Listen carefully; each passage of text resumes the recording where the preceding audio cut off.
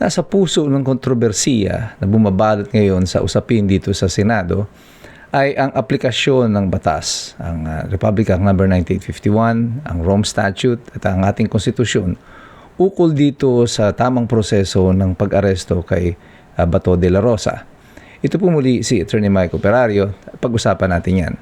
Noong isang taon pa lamang ay mahabang serye na ang aking ginawa tungkol dito sa aplikasyon ng batas. At hindi ko nababalikan po lahat isa-isahin yan na masyadong mahaba na ba yung series na yan. Pero to simplify it, at kung gusto nyo, pwede nyo balikan yung mga video natin tungkol dyan. To simplify this matter, yung 9851 po, although nakalagay nga doon na po pwede mong arestuhin o i-extradite ang sino mang tao na kinasuhan sa ICC o na-issue ng warrant ng ICC, meron pong kulatilya itong batas na ito. Meron pong pasubali na sinasabi na ito ay dapat subject to existing extradition laws or treaties. Ibig sabihin, yung umiiral na batas natin sa Pilipinas at saka yung ating mga treaty o mga tratado na pinirmahan. Ano po yung mga batas na yon? Siyempre, andito po yung ating 9851 at saka yung ating extradition law dito sa Pilipinas. Sa sinasabi, sino mang Pilipino o sino mang mahuhuli dito sa Pilipinas that is subject of extradition ay dapat dadaan muna sa hukuman. Yun ang proseso. Lahat ng bansa, yan ang sinusunod. Kaya kahit na nung si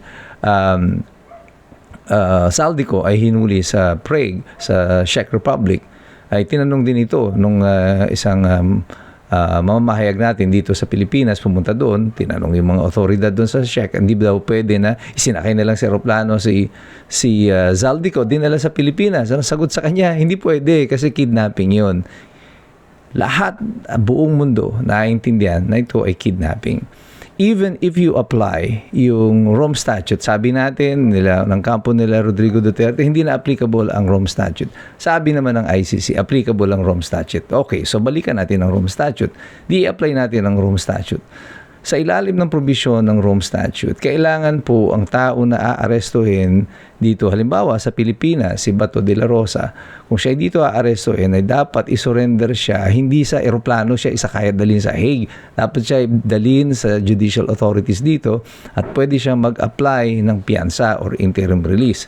Ang gusto kasi ng administrasyon ay ulitin yung ginawa nila kay Rodrigo Duterte na isasakay sa eroplano, dadalhin agad sa Hague. At dito nag-uumpisa yung labanan at kontrobersiya dito. Hindi nagpapahuli si Bato noon, hindi siya lumalabas noon kasi walang ang garantiya mula sa gobyerno na hindi uulitin sa kanya yung ginawa kay Rodrigo Duterte. At ang naging posisyon naman ng pamahalaan sa kasalukuyan ay yun nga ang gagawin nila. Uulitin nila yun sapagkat sinasabi nila may karapatan sila na isuko o dalhin sa Hague si Bato de la Rosa o sino pa man na later on ay mai-issuehan ng warrant. Ito ay napakadelikadong proposition on the part of the government kasi tayo lamang po yung bansa na gumagawa nito at gumawa nito. Ang mga ibang tao po noon na kinasuhan sa ICC after it was created, ay yun lamang pong mga leader ng mga bansa, lalo na sa Africa, kung saan nagkaroon ng mga digmaan, ng civil war, nagkaroon ng genocide, yung malawakang pagpatay ng mga tao base doon sa tinatawag na ethnic cleansing. Pinapatay mga Kristiyano, mga Muslim, o kaya ay tribo-tribo. At dito pumasok yung international community to address the situation because there was no functioning government.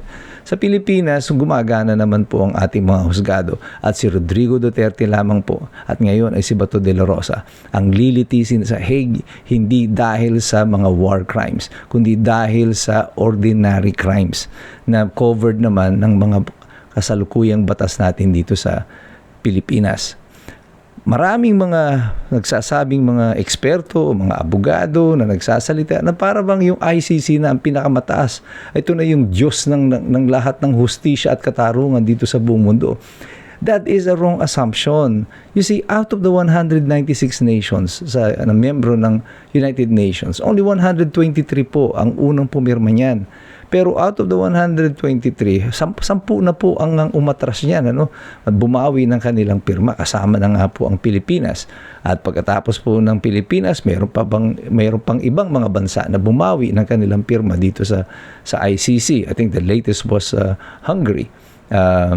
I think Venezuela also retracted yung kanilang membership. So pakunti ng pakunti, halos kalahati ng mundo ay hindi kasapi nitong ICC.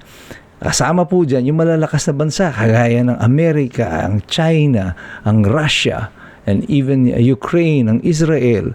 Hindi po nagsisali dito ang India, Pakistan, North Korea, mostly mga nuclear nations did not join.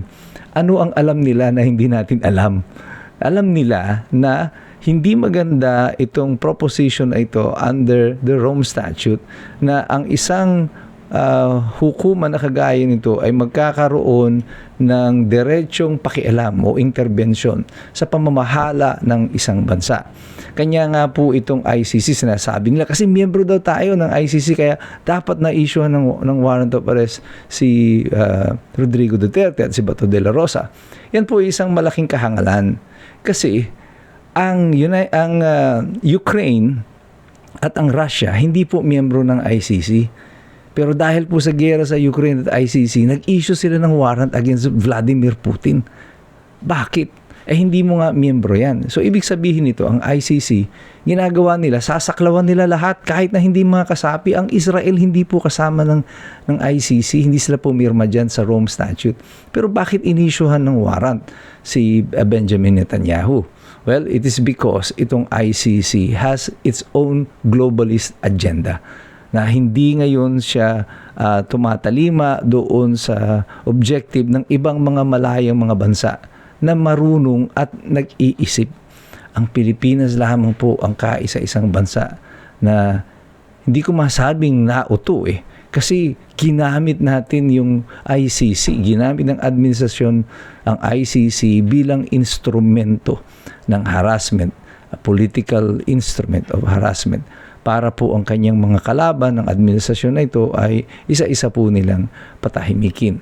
Akala nila ito ay maganda sa isang bansang kagaya natin.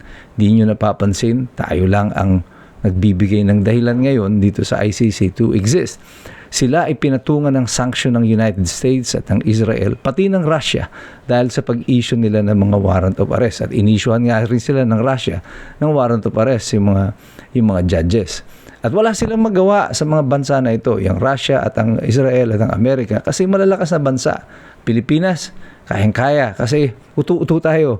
Hindi lang tayo uto-uto. Voluntary natin isinusuko yung ating kasarinlan, ang ating soberenya at ang ating mga mamamayan dahil lamang sa interes ng politika. Hindi po ito tungkol sa katarungan. Tigilan nyo kami. Yung sa mga sinasabi ninyo na hustisya, katarungan, yan ay isang malaking kalokohan. Kung gusto niyo ng katarungan, dapat nagsampa kayo ng kaso dito sa Pilipinas. Hindi na si Duterte ang presidente. Wala na siyang kontrol dito sa Pilipinas. Kontrolado ito ni BBM. Bakit hindi kayo nagsasampa ng kaso dito? Kasi mga duwag kayo. Hindi nyo sigurado kung mananalo kayo dito sa hukuman ng Pilipinas dahil ang katwiran ninyo ay wala sa hulog. Iyan ang totoo niyan at iyan ang masakit na katotohanan.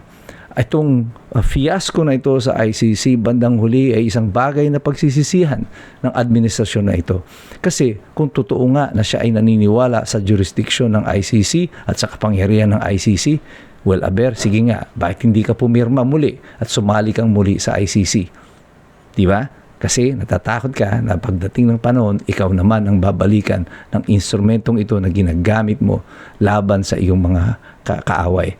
Pero tayong lahat, tayong mga mamamayan, lahat ng mga iskumbro sa Pilipinas, kaya patuloy tayo nagpapahayag ng ganito, lagi tayo nagsasabi ng katotohanan sa inyo upang tayong lahat ay magkaroon ng instrumento ng kaalaman. Kasi sa panahon po na ito lang ang pwede nating panlaban sa pang-abuso ng ating mga karapatan. Tayo pong lahat, dapat lagi tayong nakikilahok, lagi tayong sumasali sa usapin at lagi tayong nag-aaral sapagkat mahirap makialam ang taong walang alam. God bless you. God bless us all. Mabuhay ang Republika ng Pilipinas.